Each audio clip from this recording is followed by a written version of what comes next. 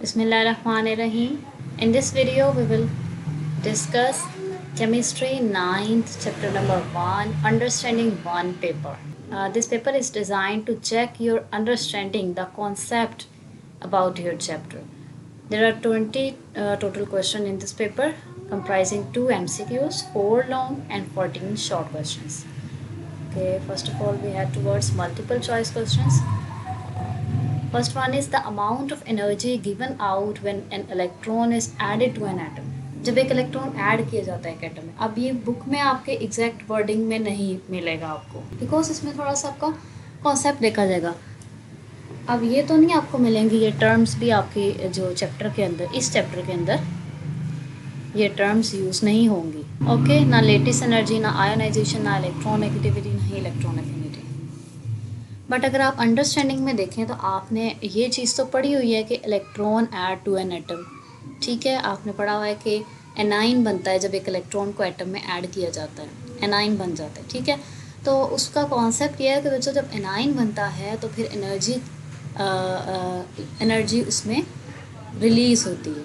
ठीक है, जब भी इलेक्ट्रॉन एक ऐड होता है किसी एटम के अंदर तो सिस्टम की एनर्जी डिस्टर्ब होती है, एनर्जी उसमें रिलीज़ हो जाती है. तो ऐसा होता है कि उस एनर्जी को कहते हैं इलेक्ट्रॉन एफिनिटी. एक टर्म यूज़ होती है उस एनर्जी के लिए, ठीक है, जो कि रिलीज़ होती है जब एक एटम इलेक्ट्रॉन अपने अंदर ऐड करता है तो उस एनर्जी को कहते हैं electron affinity. So this D option is correct. And ionization energy is the type of energy कि जब एक एटम अपना इलेक्ट्रॉन लॉस करता है, यानी जब केटाइन बनाता है, केटाइन फॉर्मेशन, उसके दौरान एनर्जी एब्जॉर्ब होती है and that energy is called ionisation energy. Okay, second one is molar mass gram में एक्सप्रेस किया जाता है. खुद आपको बता रहा है कि मोलर मैस को ग्राम में एक्सप्रेस किया जाता है. तो यहाँ पे ऑक्सीजन का मोलर मैस क्या होगा इन AMU, वो AMU में पूछ रहा है. ठीक है, क्योंकि AMU के अंदर जो मैस होता है वो एक एटम का मैस आ जाता है, वो पूरे एक मोल का मैस नहीं आता. ठीक है, तो ऑक्सीजन का मैस आपको पता है 32 होता है, वो AMU में आएगा 32 AMU. ओके, नेक्स्ट है जस्टिफाई मोल एज क्वांटिटी. मोल को एज अ क्वांटिटी, यानी कि आपने मोल की 2 डेफिनेशंस पढ़ी हैं, तो उनमें से जो सी डेफिनेशन क्वांटिटेटिव है मोल की वो आप इसमें ऐड करेंगे. Okay, like on the page number 18 you will get this definition, quantitative definition of mole.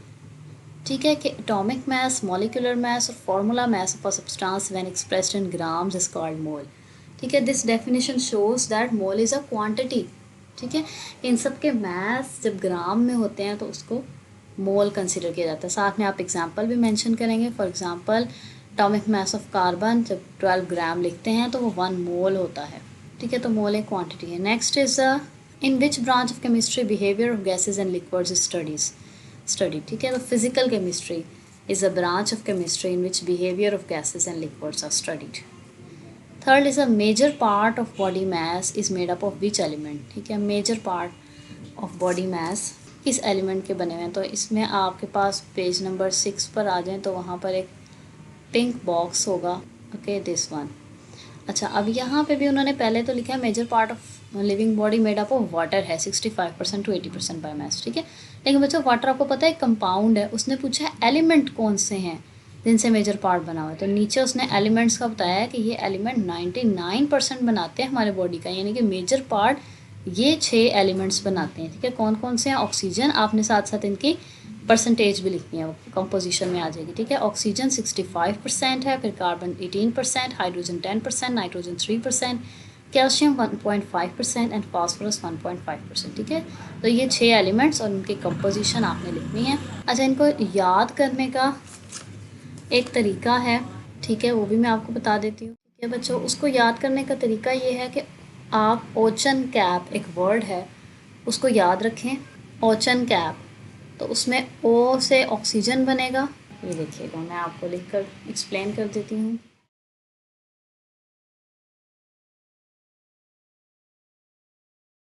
Ocean cap. ठीक है, ये आपने वर्ड याद रखना है, ओशन कैप. तो इसमें आपको पता चलेगा oxygen, carbon, hydrogen, nitrogen, calcium और फास्फोरस. ठीक है, ये 6 एलिमेंट हैं जो बॉडी का 99% पार्ट बनाते हैं. Okay, next is a define variable valency and give example. ठीक है, आप वेरिएबल वैलेंसी के बारे में लिखेंगे। वेरिएबल वैलेंसी, वेरिएबल का मतलब ही बच्चों होता है चेंजिंग। ठीक है, तो यानी कि चेंजिंग वैलेंसी। तो यहाँ पर इसकी डेफिनेशन लिखी हुई है कि some elements show more than one valency, यानी कि उनकी वैलेंसी चेंज होती रहती है, एक से ज़्यादा वैलेंसी शो करते हैं। That is they have variable valency. ठीक है, एग्जांपल उसने दी हुई है कि एक कंपाउंड है फेरस सल्फेट। ठीक है, FeSO4, इसमें आयरन की वैलेंसी है 2। लेकिन एक और कंपाउंड है फेरिक सल्फेट, उसके एंड पे IC आता है। ठीक है, उसका फार्मूला है Fe2SO4 थ्राइस। ठीक है, यहाँ पे इसकी वैलेंसी आयरन की, आयरन इसमें Fe है, इसकी वैलेंसी जो है वो 3 होती है। Okay, so next fifth question, what is relative atomic mass and how it is related to gram. Actually, it is how its unit is related to gram. So relative atomic mass क्या होता है बच्चों? relative atomic mass हमारे पास mass होता है किसी भी atom का, जब हम उस एटम के एवरेज mass को कार्बन के साथ कंपेयर करते हैं। Okay, so here is definition. Relative atomic mass of an element is the average mass of the atoms of that element as compared to 1/12 of the mass of an atom of carbon 12 isotope. Okay, carbon का जो 12 वाला isotope है, यानी isotope होता है कि जिसमें atomic mass different होता है। ठीक है, कार्बन के 3 तरह के आइसोटोप है, तीनों में एटॉमिक मास डिफरेंट है, लेकिन एटॉमिक नंबर 12 ही है। तो ऐसा वो वाला आइसोटोप लेना जिसमें एटॉमिक नंबर 12 हो और एटॉमिक मास 24 हो। ठीक है, ओके, सो हमने इसको किस तरह से समझना है, इसको समझने के लिए मैं आपको बताती हूँ। ठीक है, हम लोगों ने उसने कहा है बच्चों जैसे बैलेंस होता है। ठीक है, बैलेंस के एक तरफ हम अपने वेट रखते हैं। ठीक है, आपको पता है यहाँ एक तरफ हम वेट रख लेते हैं, दूसरी तरफ हम अपनी चीज़ रखते हैं। ठीक है, तो हमारी चीज़ जो है उसके वेट से ऊपर नीचे होती है और हम फिर अपनी चीज़ का वेट मालूम कर सकते हैं। ओके, सो इसी तरह से हमारे पास यहाँ पे वेट में आप सपोज़ करें कि कार्बन है और कार्बन का एक एटम, उसका भी एक हिस्सा है। ठीक है, मैं आपको बताती हूँ कि हमारे पास सपोज़ करें, आपको पता है कार्बन का मास कितना होता है 12।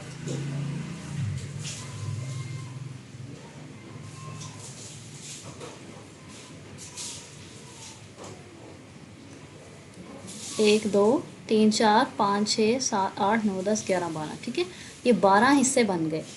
कार्बन के एक एटम का मास है 12। ठीक है, ये एक पूरे एटम का मास है 12। ठीक है, एक एटम का मास है 12, मास की बात हो रही है, मास है 12। ठीक है, उनमें से जो एक हिस्सा है, अगर हम इस एक हिस्से को सिलेक्ट करें, ओनली वन पार्ट, ठीक है, तो उसको यहाँ पर रखा गया। ठीक है, कार्बन ही है लेकिन कार्बन के टोटल मास का सिर्फ और सिर्फ 1 पार्ट रखा गया है। ठीक है, टोटल मास तो 12 है लेकिन उसमें से भी सिर्फ एक हिस्से को लिया गया। फिर हम यहाँ पे अपने एटम्स रखेंगे, लाइक हाइड्रोजन रखूँगी तो उसका आ जाएगा जी 1.008 ग्राम। ठीक है, इसी तरह यहाँ पर अगर हम हीलियम रख दें तो उसका आ जाएगा 4 ग्राम। ठीक है, तो यानी कि फिर हमने कार्बन के एक एटम का सिर्फ और सिर्फ एक हिस्सा लिया है। ठीक है, जब हम उसके कंपेयर में किसी भी एटम का मास निकालते हैं तो वो जो मास होता है वो उसका रिलेटिव एटॉमिक मास होता है। रिलेटिव का मतलब है किसी और के लिहाज से, तो किसी और के लिहाज से ना, कार्बन के लिहाज से।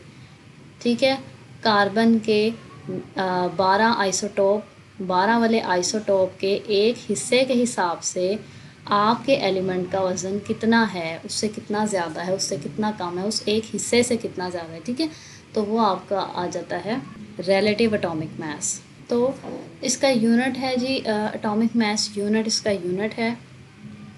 ठीक है, यहाँ पर आपको लिखा गया the unit for relative atomic mass is called atomic mass unit. ठीक है, और उसका सिंबल होता है AMU। और उसमें कहा how it is related to gram. जब भी रिलेशन पूछा जाता है तो आप क्या लिखते हैं, फार्मूला लिखते हैं जिसमें AMU भी हो और ग्राम भी हो। ठीक है, तो 1 AMU is equal to 1.66 × 10⁻⁻24 gram. ये आपने इसका रिलेशन लिख देना है। Next is a give reason why soft drink is considered as mixture and water as a compound. ठीक है, तो हमारे पास जो वाटर है वो तो एक कंपाउंड है बिकॉज वो chemically composition of hydrogen and oxygen से मिले, ठीक है। वो दोनों केमिकल रिएक्शन करके कंबाइन हुए हैं, फिर वाटर बना है। और जबकि जो सॉफ्ट ड्रिंक है उसमें आपको पता है कि वो मिक्सचर है, यानी कि simple physical mixing of substances से बना है, ठीक है। वो चीज़ों को सिंपल मिक्स करने से बना है, रिएक्शन करने से नहीं बना, ठीक है। उसमें हमारे पास वाटर भी है, हमारे पास कार्बन डाइऑक्साइड भी है, साथ में फ्लेवर्स भी हैं, कलर्स भी हैं, ठीक है। वो सारी चीज़ें जो हैं वो फिज़िकली मिक्स की गई हैं उसको बनाने के लिए, केमिकली नहीं की गई, ठीक है। उसके अलावा हम सॉफ्ट ड्रिंक के कंपोनेंट्स को फिज़िकली सेपरेट भी कर सकते हैं किसी मेथड से, लेकिन वाटर को फिज़िकली हम इजीली सेपरेट नहीं कर सकते, उसके लिए हमें रिएक्शन करके ही उसको सेपरेट करना पड़ेगा, ठीक है। अच्छा, how many neutrons are present in C12 and C13? C12 के अंदर न्यूट्रॉन्स कैसे निकालते हैं बच्चों? न्यूट्रॉन्स का फार्मूला होता है कि atomic mass minus atomic number, ठीक है। N is equals to A minus Z, ठीक है।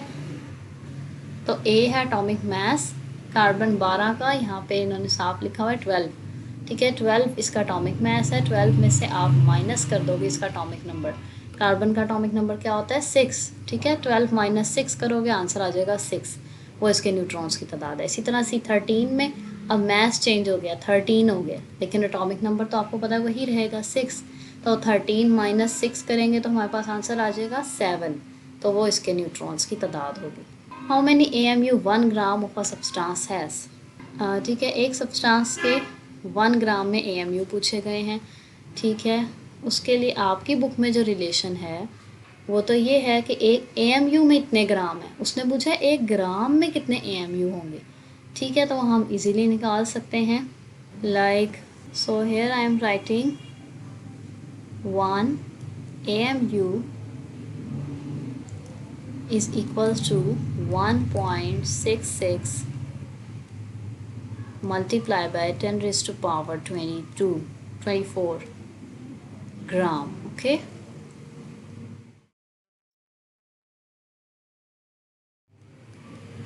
Ten raised to power minus 24 gram is equals to 1 AMU, ठीक है।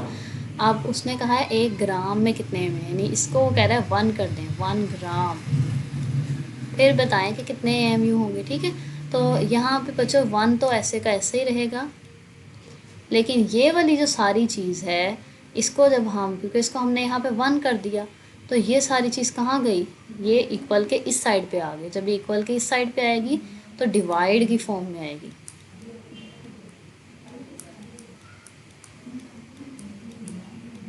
Okay, like this. तो अब आप 1 को जब इससे डिवाइड करेंगे तो जो आपके पास आंसर आएगा वो होगा 1 ग्राम के अंदर इतने AMU पाए जाते हैं, ओके। तो इसको सॉल्व करके देख लेते हैं। 1 डिवाइडेड बाय 1.66, ये आ गया 0.602 आता है। यहाँ पर हम लिख लेते हैं 0.602 मल्टीप्लाई बाय 10 रेज़्ड पावर, क्योंकि बच्चों ये 10 रेज़्ड पावर माइनस 24 को कैलकुलेटर पे आपने नहीं लिखना है, आपने सिंपल 1 को 1.66 पे डिवाइड करना है, ठीक है। ये वाली चीज़ जो है ये ऊपर आ जाती है, जब ये ऊपर आती है तो इसका साइन चेंज हो जाता है, यहाँ माइनस थी तो ऊपर आके हो जाएगी प्लस 24, ओके। तो ये है जी AMU, ओके। और अगर मैं इसको बच्चों पॉइंट को उठाकर यहाँ पर ले जाऊँ तो ये क्या हो जाएगा 6.02, ओके। और जब पॉइंट बच्चों लेफ़्ट टू राइट, ये लेफ़्ट टू राइट आ रहा है ना, जब लेफ़्ट टू राइट जाता है तो 1 माइनस हो जाता है, 24 में से 1 माइनस करेंगे क्या आएगा 23 AMU, यानी तो एवोगैड्रो नंबर आ गया, ठीक है। तो अगर 1 AMU में इतने ग्राम होते हैं, ठीक है, 1 AMU में इतने ग्राम होते हैं, तो 1 ग्राम में इतने AMU होते हैं, NA AMU होते हैं। आप इस तरीके से इसको सॉल्व करके बताएंगे। Next, formula unit and empirical formula के अंदर डिफरेंस, ठीक है। आपकी एम्पिरिकल फार्मूला क्या होता है? It is the simplest whole number ratio of atoms present in a compound, ठीक है, कि किसी कंपाउंड में सिंपलेस्ट होल नंबर रेशियो क्या होगी, लाइक आपको मैं बताती हूँ कि हमारे पास बेंजीन है, उसका फार्मूला है C6H6, दोनों ही 6 के टेबल पे जाते हैं, ठीक है। तो हम उसको सिंपलेस्ट में लिख सकते हैं CH, ठीक है। तो CH उसका एम्पिरिकल फार्मूला होगा। नेक्स्ट है जी formula unit, it is defined as a simplest whole number ratio of ions as present in the ionic compound, ठीक है। ये फार्मूला यूनिट हमेशा आयनिक कंपाउंड के लिए यूज़ होता है। जो एम्पिरिकल फार्मूला है वो तो सारे कंपाउंड्स और मतलब मॉलिक्यूल्स के लिए यूज़ होता है, लेकिन आयनिक कंपाउंड के लिए आप फार्मूला यूनिट का ही वर्ड यूज़ करेंगे, ठीक है। तो ये भी सिंपलेस्ट होल नंबर रेशियो ही है, लेकिन आयंस की है इन द आयोनिक कंपाउंड, ठीक है। इसकी एग्जांपल आप NaCl की देंगे, ठीक है। NaCl का जो फार्मूला यूनिट है वो NaCl है, और उसमें सोडियम आयन और क्लोरीन आयंस प्रेजेंट होते हैं, यानी simply 1 sodium ion and 1 chloride ion होते हैं। Okay, most of the universe exist in which form of matter, ज़्यादातर यूनिवर्स किस फॉर्म में एग्जिस्ट करती है जी, सॉलिड फॉर्म में एग्जिस्ट करती है। ओके, ज़्यादातर हमारे पास यूनिवर्स, ये भी आपकी बुक में इस चैप्टर में मेंशन नहीं है, लेकिन क्योंकि आप मैटर का पढ़ रहे हैं तो आपको पता होना चाहिए मैटर 3 स्टेट है, सॉलिड, लिक्विड, गैस, लेकिन ज़्यादातर हमारे यूनिवर्स में सॉलिड पाया जाता है। Okay, right a note on gram atomic mass. Okay, gram atomic मास की भी आपके पास डेफिनेशन है सिंपल, और साथ में आप इक्वेशन एग्जांपल के तौर पे लिखेंगे कि जब भी एटॉमिक मास को ग्राम में रिप्रेजेंट किया जाता है तो उसे कहते हैं ग्राम atomic mass. When the atomic mass is expressed in grams it is called gram atomic मास। और उसकी एग्जांपल आप लिखेंगे कि फॉर एग्जांपल हमारे पास होता है किसी भी चीज़ का, सोडियम जैसे ले लें, सोडियम का आपको पता है मास 23 ग्राम है, तो आप लिखेंगे 23 gram of sodium is equal to 1 mole, और 1 mole is equal to 6.02 into 10⁻23 atoms. तो इस तरीके से आप जो है वो ग्राम एटॉमिक मास करेंगे। How many atoms are present in 1 gram atomic mass of a substance, ठीक है। यहाँ पे बच्चों वो पूछ रहा है 1 ग्राम एटॉमिक मास को मोल भी कहते हैं, एक बात आप याद रखें, gram atomic mass, gram molecular mass, gram formula mass को 1 मोल भी कहते हैं, ठीक है। तो कह रहा है 1 मोल में कितने एटम होते हैं, आप लोगों को पता है 6.02 इंटू 10⁻23 एटम्स। तो बस वो आपने आप मेंशन करना है। How to calculate number of atoms in molecular compound, number of ions in ionic compound. Okay, number of atoms और नंबर ऑफ आयंस, एक तो फार्मूला होता है, ठीक है इसमें। तो जी नंबर ऑफ एटम्स कैलकुलेट करने के लिए आप लिखते हैं number of moles of the substance, उसके कितने मोल्स हैं, उसके साथ आप मल्टीप्लाई करते हैं 6.02 इंटू 10⁻23 को, जो पार्टिकल्स हैं, ठीक है। साथ में आप मल्टीप्लाई करते हैं number of atoms of that molecule,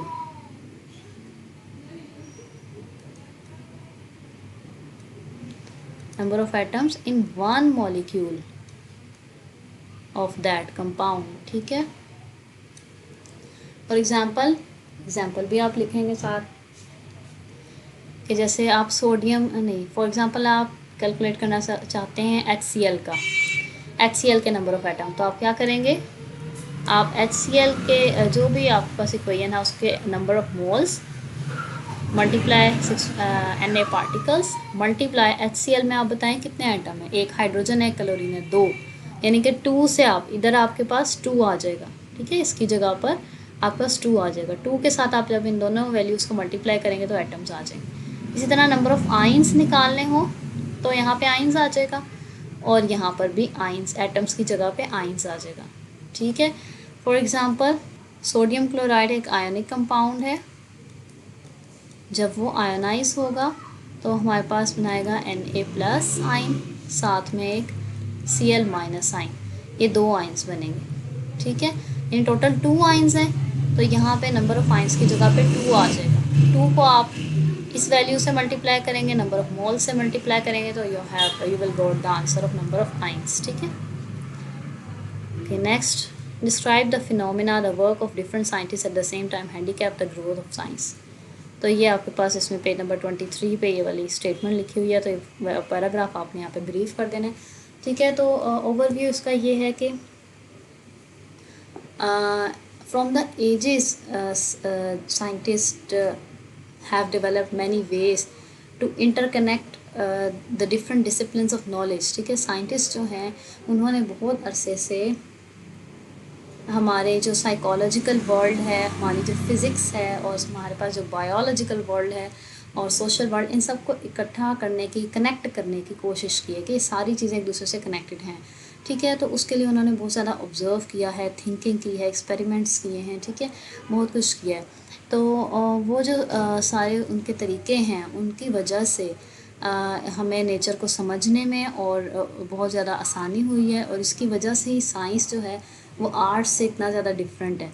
ठीक है, तो ये साइंस, टेक्नोलॉजी, मैथ वगैरह का जो यूनियन है, उसकी वजह से इतनी ज़्यादा सक्सेस आई है साइंस के अंदर। तो ये सब जो साइंटिस्ट हैं वही हैं इस चीज़ के रिस्पॉन्सिबल, जो इतनी ज़्यादा सक्सेस हुई है साइंस में, कि उन्होंने इन सब physics, bio, chemistry, social, psychological world को यूनाइट किया, इंटरकनेक्ट किया। ई बीप्स तालीम व तरबियत और इम्तहानों की तैयारी का जदीद और अपनी किस्म का एक मुनफरिद निज़ाम है जो आपको घर बैठे ऑनलाइन तरीके से ना सिर्फ इम्तहानों की तैयारी खसूसी अंदाज में करवाता है, बल्कि ये भी बताता है कि आपकी अब तक की तैयारी का मायार क्या है, तैयारी में क्या क्या खामियां हैं, ये खामियां कौन सी किताब के कौन से हिस्से में हैं, कौन सी गलती आप बार बार दोहराते हैं और अब तक के दिए गए पर्चों में आप ये गलती कितनी बार दोहरा चुके हैं, और किस किस सवाल में आपने ये गलती दोहराई है, इस गलती को दूर कैसे किया जा सकता है। इसके अलावा पर्चे हल करने की तरकीब यानी प्रेजेंटेशन में क्या क्या गलतियाँ बार बार दोहराते हैं, और अब तक के दिए गए पर्चों में वो गलतियाँ कितनी बार दोहरा चुके हैं, और किस किस पर्चे में आपने ये गलती दोहराई है, और इस गलती को दूर कैसे किया जा सकता है। आपकी लिखाई यानी हैंड राइटिंग का मायार क्या है और उसको कैसे बेहतर किया जा सकता है। तो ये इसका है जी। उसके बाद है list of long question, write a note on physical and chemical properties. Okay, physical and chemical properties page number 4 के ऊपर मेंशन है। So here in this paragraph you got physical and next paragraph chemical properties. Physical properties that are associated with the physical state of substance. ठीक है, जो हम substance को देख के बता सकते हैं, ठीक है, रिएक्शन किए बगैर बता सकते हैं, वो उसकी फ़िज़िकल प्रॉपर्टी होती है। लाइक कलर, किसी चीज़ को देख के उसका कलर बता सकते हैं। स्मेल करके, टेस्ट करके हम बता सकते हैं कि सब्सटेंस कैसा है, क्या टेस्ट है। ठीक है, हार्डनेस उसकी क्या है, शेप, कोई क्रिस्टल है तो उसकी शेप कैसी है, सॉलेबिलिटी कि वो वाटर के अंदर हल होता है नहीं होता, मेल्टिंग पॉइंट, बॉइलिंग पॉइंट, ये सब चीज़ें हम उस चीज़ की कर सकते हैं विदाउट डूइंग रिएक्शन। तो ये सारी उसकी फ़िज़िकल प्रॉपर्टीज़ हैं। ओके, आगे उसने एग्जांपल दिए कि जब हम बर्फ़ को हीट करते हैं, ठीक है, इट फॉर्म्स वाटर यानी लिक्विड बन जाता है, फिर हम उसको फर्दर हीट करते हैं तो वो भाप यानी गैस बन जाता है। ठीक है, ये तीनों चीज़ें करने के दौरान उसकी स्टेट चेंज हुई है। ठीक है, फिज़िकली वो चेंज हुआ है, लेकिन रहा तो वो वाटर ही, रहा तो वो H2O ही। ठीक है, तो ये है फिज़िकल प्रॉपर्टीज़। उसके बाद है केमिकल प्रॉपर्टी, जो कि कंपोजिशन पे डिपेंड करती है कि वो किस चीज़ से मिलके बना है, उस पर डिपेंड करती है। ठीक है, तो जब हम किसी सब्सटेंस का जब केमिकल चेंज करते हैं तो उसकी कंपोजिशन चेंज होती है। यानी जैसे कि हमारे पास वाटर ही था, ठीक है, उसको हमने हीट किया, जो भी किया, तब तक तो वो वैसे ही रहा, लेकिन अगर हमने उसको रिएक्शन करके उसको ब्रेक ही कर दिया वाटर को, तो वो टूट गया और वो उसके हाइड्रोजन और ऑक्सीजन गैस बन गई। ठीक है, तो chemical change, this is called a chemical change. Next is a compound and its properties.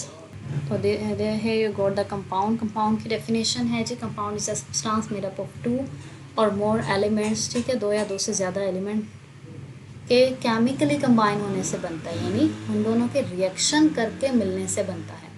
ठीक है, सिंपली हमने उन दोनों चीज़ों को नहीं मिलाया, उनका रिएक्शन करवाया, तो हमारे पास जो चीज़ बनी दैट इज़ कॉल्ड कंपाउंड। ठीक है, और ये फ़िक्स रेशो में हमने जो चीज़ें कंबाइन की हैं उन्हें फ़िक्स रेशो में करना पड़ेगा, फिर ही वो कंपाउंड बनेगा।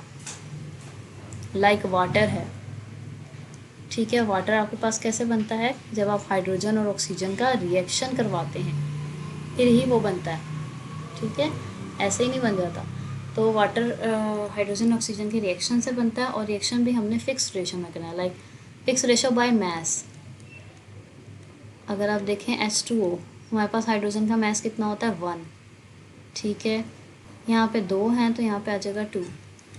ऑक्सीजन का मास हमारे पास क्या है 16 है ऑक्सीजन का मास। जब हम इन दोनों को देखते हैं, दोनों 2 के टेबल पे जाते हैं, 2 1 2 2 8 16, तो 1:8 की फिक्स रेशो होनी चाहिए। मैस, ये मैस क्या किया ना हमने, मैस के लिहाज से फिक्स रेशो से जब हाइड्रोजन और ऑक्सीजन कंबाइन करेंगे तो ही वाटर बनेगा।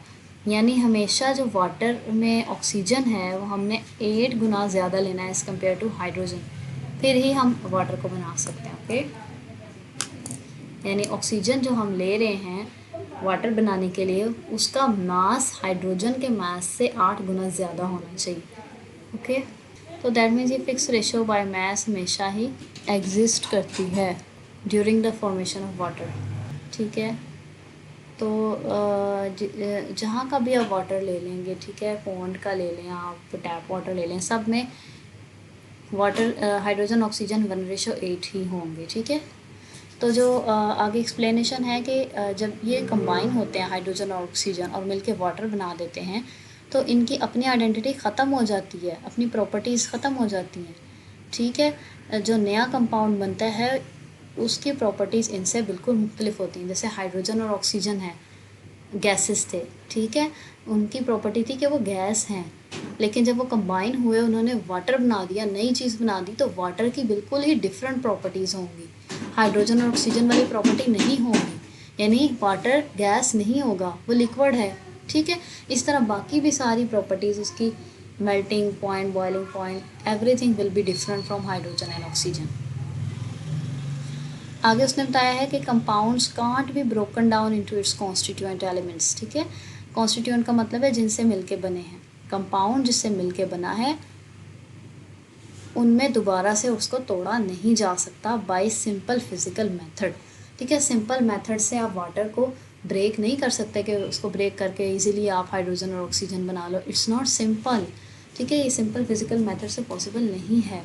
अच्छा एग्जांपल उसने लिए कार्बन डाइऑक्साइड, जिसमें कार्बन और ऑक्सीजन जो है वो उनकी फ़िक्स रेशो है। कार्बन का मास 12, ऑक्सीजन का मास है 32, बिकॉज O2 है ना, CO2, कार्बन डाइऑक्साइड CO2, तो उसमें कार्बन 1 है 12, ऑक्सीजन 2 है, इस वजह से 32 लिखा है। वैसे तो ऑक्सीजन का मास 16 होता है ना, लेकिन 2 ऑक्सीजन है तो 32। अच्छा, अब इनकी हम अगर रेशो निकालें तो वो आती है 3:8। ठीक है, बिकॉज ये दोनों 4 के टेबल पे जाते हैं, 4 3s are 12, 4 8s are 32, 3:8 simple ratio है। तो ये कह रहा है मैस के लिहाज से इनकी फ़िक्स रेशो है 3:8 कार्बन डाइऑक्साइड की। सिमिलरली वाटर भी वो कह रहा है, वो भी केमिकल कम्बिनेशन ऑफ हाइड्रोजन और ऑक्सीजन से बनता है, उनकी फ़िक्स रेशो बाय मैस होती है 1:8, जैसे मैंने आपको भी करके दिखाई है। आगे उसने टाइप्स बताई हैं कंपाउंड्स की। 2 टाइप्स होती हैं, एक है आयोनिक और कोवलेंट। आयोनिक कंपाउंड जो हैं वो आज़ादाना मॉलिक्यूलर फॉर्म में एग्जिस्ट नहीं करते। जैसे NaCl एक आयोनिक कंपाउंड है बच्चों, वो NaCl की फॉर्म में एग्जिस्ट नहीं करता, वो Na+Cl- आयंस की फॉर्म में ही एग्जिस्ट करता है। ठीक है, उसका एक मॉलिक्यूल नहीं होता, आयंस ही होते हैं, सारे आपस में इकट्ठे प्रेजेंट होते हैं आयंस। ठीक है, मॉलिक्यूल नहीं होता, वो हम जस्ट रिप्रेजेंट करने के लिए उसको लिख देते हैं NaCl, लेकिन एक्चुअली में वो अलग अलग आयंस की फॉर्म में ही एग्जिस्ट करते हैं। ठीक है, तो ये वो बता रहा है they do not exist in molecular form. ठीक है, ये 3D क्रिस्टल लेटिस बनाते हैं। क्रिस्टल आपको पता है ना, नमक का एक क्रिस्टल होता है, चीनी का क्रिस्टल है, वैसे एक क्रिस्टल की स्पेसिफिक शेप होती है, 3D शेप होती है। 3D का मतलब है 3 एंगल से हम देखें तो उसका स्ट्रक्चर डिफरेंट नज़र आता है। अच्छा, 3D शेप होती है, उसमें हर आयन जो है, एक आयन होता है, उसके इर्द गिर्द ऑपोजिट, जैसे सोडियम आयन है उसके इर्द गिर्द क्लोराइड आयन प्रेजेंट होंगे। तो इस तरह से वो होता है, कभी भी NaCl की फॉर्म में नहीं होता। तो ऑपोजिट चार्ज क्या करते हैं, एक दूसरे को स्ट्रांगली, आपको पता है opposite charge always strongly attract each other. तो जब वो स्ट्रांगली अट्रैक्ट करते हैं तो उनकी फोर्सेस बड़ी स्ट्रॉन्ग होती हैं, उन्हें तोड़ने के लिए बहुत ज़्यादा एनर्जी लगानी पड़ती है। दैट मीन्स इनके मेल्टिंग और बॉइलिंग पॉइंट बहुत हाई होते हैं। ठीक है, तो इसके अलावा इनको जो है हमेशा फार्मूला यूनिट, आयनिक कंपाउंड के लिए हमेशा फार्मूला यूनिट का वर्ड आएगा। ठीक है, वैसे तो आप मॉलिक्यूलर फार्मूला कहते हैं ना किसी चीज़, जैसे यहाँ पे वाटर का फार्मूला आप कहोगे इसका मॉलिक्यूलर फार्मूला है, लेकिन आयनिक कंपाउंड होता है उसको, उसके फार्मूले को हम मॉलिक्यूलर फार्मूला कभी भी नहीं कहते, क्योंकि अभी मैंने बताया कि वो मॉलिक्यूल की फॉर्म में एग्जिस्ट ही नहीं करते, वो तो आयंस की फॉर्म में, ठीक है। तो उनके फार्मूले को सिंपल फार्मूला यूनिट्स कहते हैं, फार्मूला यूनिट्स, ठीक है। हमेशा जब भी आयनिक कंपाउंड आएगा फार्मूला यूनिट्स कहेंगे। एग्जाम्पल है NaCl, KBr, copper sulphate. Next है covalent compound. Covalent compound molecule की फॉर्म में एग्जिस्ट करते हैं, ठीक है। तो इसलिए मॉलिक्यूल के लिए हमेशा कोवलेंट कंपाउंड ही यूज़ होता है। इसका फार्मूला मॉलिक्यूलर फार्मूला कहलाता है, जैसे H2, HCl, H2SO4, CH4 वगैरह। Next question is what is a mixture और उसकी टाइप्स, ठीक है। इसके नीचे ही मिक्सचर आ जाता है, ठीक है, कि जब दो या दो से ज़्यादा एलिमेंट्स इसमें भी कंबाइन हों लेकिन फिज़िकली मिक्सअप हों, ठीक है। फिज़िकली, केमिकली नहीं, रिएक्शन नहीं करवाया उन दोनों चीज़ों का, बस सिंपल उनको एक दूसरे में डाल के मिक्स किए, ठीक है। तो इसलिए यहाँ अगर हमने केमिकली नहीं किया तो कोई फ़िक्स रेशो भी नहीं है, बेशक किसी को ज़्यादा ले लो किसी को कम ले लो, कोई फ़िक्स रेशो नहीं है। That is called a mixture, ठीक है। जैसे आप नमक लो पानी में हल कर दो, ऐसे ही हल किया, आपने कोई सोच के तो नहीं किया कि इतना ही नमक लेना है, अभी इतना ही हमेशा पानी लेना है। कभी आपने पानी कम ले लिया, कभी आपने नमक कम ले लिया, ठीक है। तो आप डिफरेंट तरीके से उसको मिक्स करो, that is called a mixture, उसमें रिएक्शन नहीं होता, ठीक है। अच्छा, आगे इसकी प्रॉपर्टीज़ हैं। On mixing of component substances retain their own chemical identities and properties, यानी जिनको आपने मिक्स किया था उनकी प्रॉपर्टीज़ वही रहेंगी। नमक नमक ही रहेगा उसमें हल होके भी पानी ही रहेगा नमक को अपने अंदर हल करके, फिर भी वो वाटर है, ठीक है। वो कोई नई चीज़ नहीं बनी है, उसकी वही प्रॉपर्टीज़ है, वाटर उसी पे बॉयल करता है जो बॉयल करता है वगैरह वगैरह, ठीक है। तो आगे mixture can be separated into parent components, कहता है कि यहाँ पे हम इजीली दोनों चीज़ों को सेपरेट भी कर सकते हैं, ठीक है। जैसे पानी को भाप बना के उड़ा दें, पीछे नमक रह जाएगा, ठीक है। तो इसको हम सेपरेट भी कर सकते हैं क्योंकि कोई केमिकल रिएक्शन से नहीं वो बने, सिंपल मिक्सिंग से बने, उन्हें सेपरेट किया जा सकता है बाय फिजिकल मेथड। कौन कौन से मेथड हैं? डिस्टिलेशन, यानी दो चीज़ों में से हम दोनों को हीट करें, बॉयल करें मिक्सचर को, उनमें से किसी एक चीज़ का जब बॉइलिंग पॉइंट आ जाएगा तो वो भाप बन के उड़ने लगे कि हम उसे सेपरेट कर लें, ठीक है।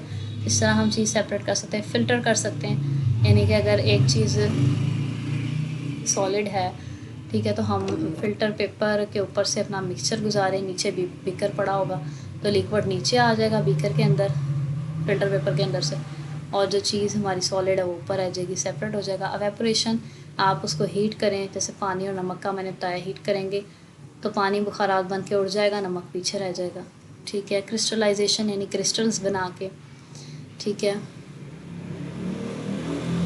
ये भी फ़िल्ट्रेशन की तरह आप उसको फ़िल्टर पेपर के ऊपर से गुजारें, उसका सोल्यूशन बना के अच्छी तरह, ठीक है, फिर क्रिस्टल्स बन जाएंगे, फिर उनको आप फ़िल्टर पेपर से सेपरेट कर दें।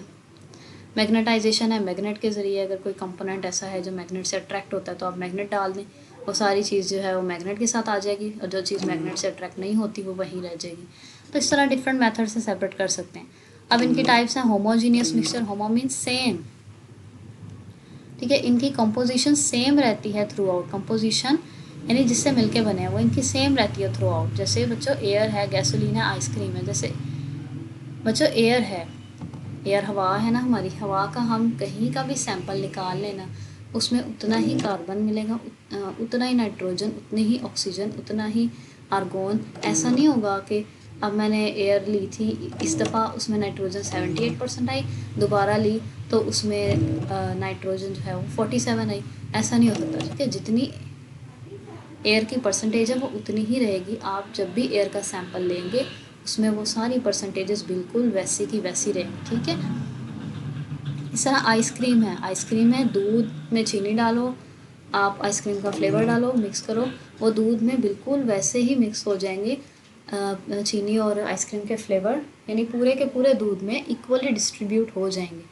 ऐसा नहीं होगा कि कहीं पे ज़्यादा आइसक्रीम चलेगी, कहीं ज़्यादा दूध में, दूध के किसी हिस्से में चीनी ज़्यादा चलेगी, किसी हिस्से में कम चलेगी, नहीं, पूरे में इक्वली डिस्ट्रीब्यूट होगी, ठीक है। तो that's why they are called homogeneous mixture. लेकिन हेट्रोजीनियस मिक्सचर में इक्वली डिस्ट्रीब्यूट नहीं होती हैं चीज़ें, ठीक है, कहीं ज़्यादा कहीं कम। जैसे लकड़ी है, वुड की एग्जांपल दे रहा है, लकड़ी है, ठीक है, उसके किसी हिस्से में पानी ज़्यादा होगा, किसी में कम होगा, किसी हिस्से में न्यूट्रिएंट ज़्यादा होंगे, किसी में कम होंगे, किसी में सॉइल होगी, किसी में नहीं होगी, इस तरह। ठीक है, सारी वुड ज़रूरी नहीं कि सेम ही हो, तो इस वजह से बच्चों ये हेट्रोजीनस मिक्सचर कहलाएगा। Next you have various branches of chemistry. Okay, various branches of chemistry में आप ब्रांचेस बताएंगे, साथ साथ उनके स्कोप बताएंगे। लाइक फिज़िकल केमिस्ट्री है, ये वो ब्रांच ऑफ केमिस्ट्री है जिसमें आते हैं फिज़िकल प्रॉपर्टीज़ को हम डील करते हैं। मैटर की ही है, केमिस्ट्री है तो मैटर आएगा ही आएगा। मैटर की फ़िज़िकल प्रॉपर्टीज़ क्या हैं, किस किस चीज़ से मिलके बने हैं, उनमें जो चेंजेस होते हैं वो, ठीक है। तो इसमें हमारे पास आएंगी properties like structure of atom आएगा, ठीक है। Behaviour of gases, liquids and solid, क्योंकि मैटर की यही तीनों स्टेट हैं, इनकी बिहेवियर आ जाएंगे, ठीक है। इनके जो मैटर के ऊपर अगर हम मैटर का टेम्परेचर चेंज करें, लिक्विड का टेम्परेचर चेंज करें तो उस पर क्या इफ़ेक्ट होता है, इस तरह सॉलिड का हम करें या रेडिएशंस उन पर डालें तो क्या इफ़ेक्ट होता है, ये सारा कुछ फिज़िकल केमिस्ट्री में पढ़ेंगे। ऑर्गेनिक केमिस्ट्री में सारे कंपाउंड्स आ जाएंगे, कोवलेंट कंपाउंड्स।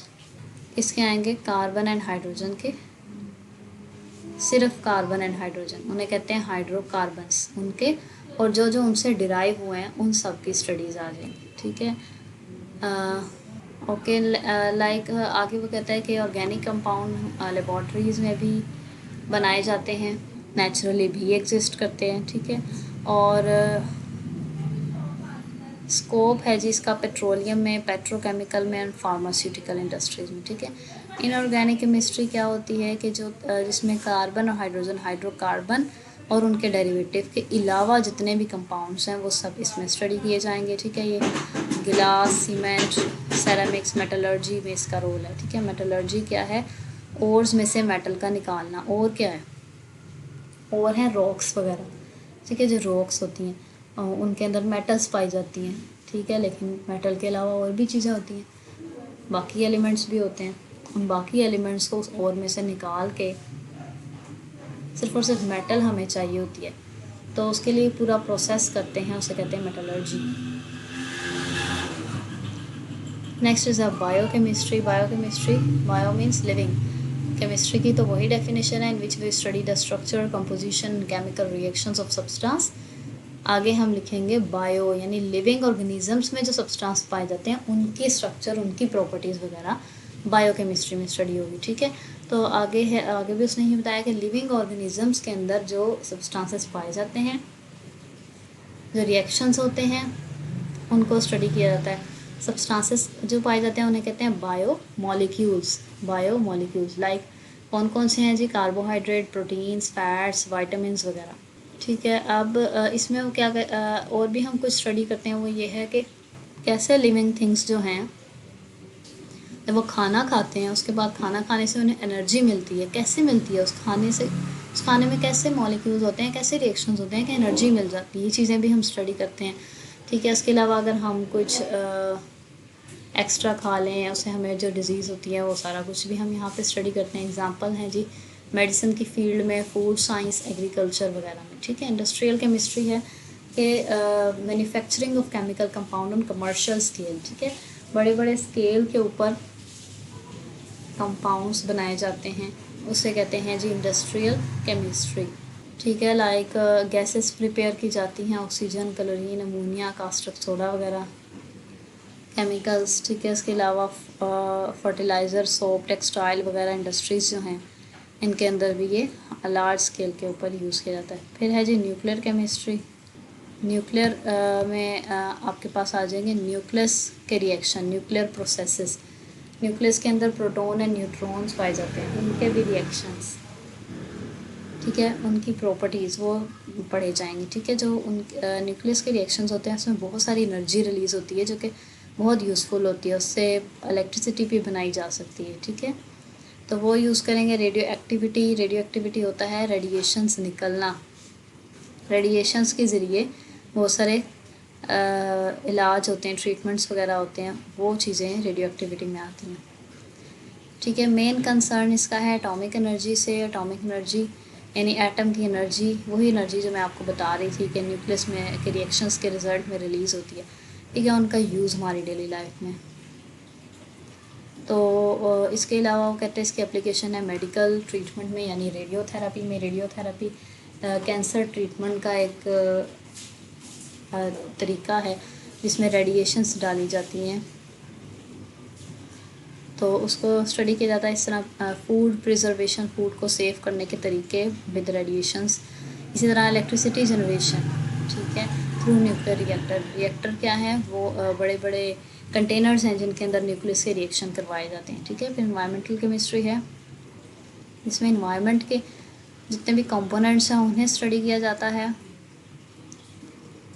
और उस पर ह्यूमन एक्टिविटीज़ का क्या अफेक्ट होता है वो देखा जाता है। एनवायरमेंटल केमिस्ट्री जो है वो बाकी सबसे भी रिलेट करती है, बाकी ब्रांचेस से, बायो से, जियोलॉजी से, इकोलॉजी, सॉइल, वाटर से, ठीक है। अब जो भी हमारी एक्टिविटीज़ हैं, लाइक गाड़ी चलाना, गाड़ी से जो धुआं निकलता है, ठीक है, वो भी इसमें ही स्टडी किया जाता है। जब वो धुआं जाएगा पोल्यूशन कोज करेगा, ठीक है। तो एनवायरमेंटल केमिस्ट्री का जो नॉलेज है वो बहुत ज़्यादा ज़रूरी है ताकि हम पोल्यूशन के अगेंस्ट प्रोटेक्शन वगैरह कर सकें।